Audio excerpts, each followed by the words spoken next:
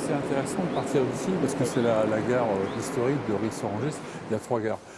Et là, c'est une gare qui servait aux Parisiens qui venaient passer leur week-end. Oui, il y avait que celle-là au départ. Parce qu'au départ, Ris, avant-guerre, c'était un lieu de vacances, de villégiature, les pêcheurs. Donc c'est bien de partir de là. Alors, il y a des zones industrielles qui sont en cours de rénovation. Celle-là, il n'y est pas encore. Celle-là, je ne sais même pas ce que c'était, mais derrière, il y avait la malterie.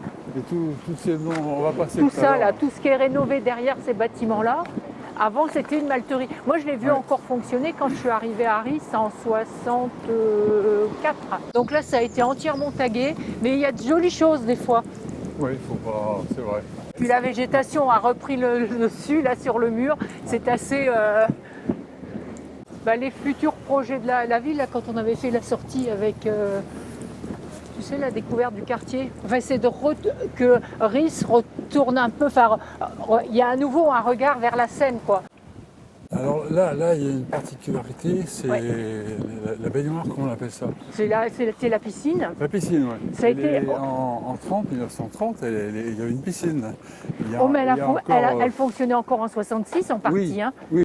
Et ils ont essayé de la réhabiliter il y a 2 ans. Je ne suis même pas certaine que certains étés, ils y font pas un petit peu buvette, que ce soit un petit peu... Je crois que le bassin, il était là. Voilà, là maintenant, ça s'appelle la baignade. Là, Mais avant qu'il y ait la piscine à Ris, c'était ça, quoi. L'été, c'était la piscine. Donc autrefois, moi, quand je suis arrivée, à partir de là, il n'y avait rien, il n'y avait pas la route. Le bord n'était pas aménagé, c'était de la friche.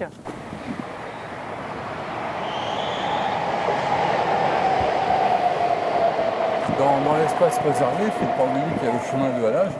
Donc il y a la Seine, la voie ferrée, le chemin de halage. Donc peu d'espace pour faire quelque chose. Hein. Plus on va aller, plus ça va être sauvage. Hein. Là, on a encore une zone, et là, on va arriver dans une zone naturelle.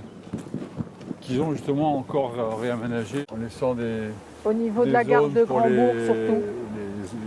Les oiseaux, les poissons. Plus par là-bas. Hein. Oui, la partie aménagée là-bas, elle est à Grandbourg. Voilà, il y a un canard. Voilà la roselière qu'ils ont aménagée. Individuellement. Ça, c'est la balade familiale. Ici, vous venez le week-end, il y a plein de monde. Hein.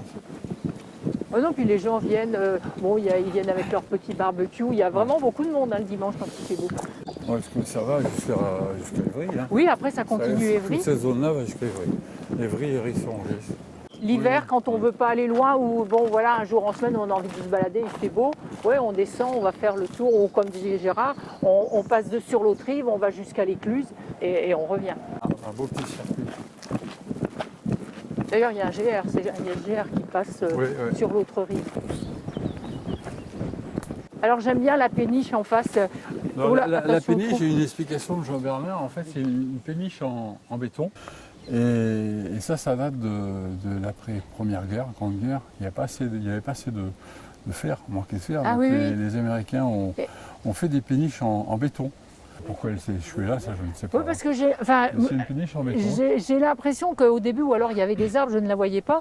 Parce que c'est un jour, je me dis, tiens, la péniche échouée là. Bon, ça fait peut-être 10 ans qu'elle est échouée. Hein.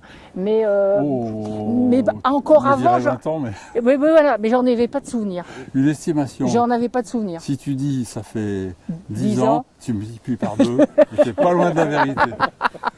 Et ça marche à tous les coups. Oui, non. Alors là,